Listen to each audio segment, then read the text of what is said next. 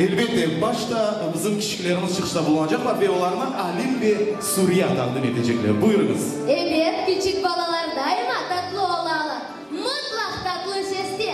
Demek bu Suriye'nin tatlı ses 2014 birinci finalistini takdim ediyoruz. Konsertimizni asilet acayip vatanımız hakkında güzel yerden başlayımız. Onu ise yaş yılcımız Girey Osmanov icra edecek. Girey mektep gururu, çeşit olimpiadalarının galibi. Onun muvaffakiyet sırrı kitaptır. Ana babası ise maksadlarına erişmege yardım etken insanlardır. Men Halif Allah'a alıştım. O müddete tatlı sesleri Halif çıkar. Böyle tandem mutlaka muvaffakiyetke getirir.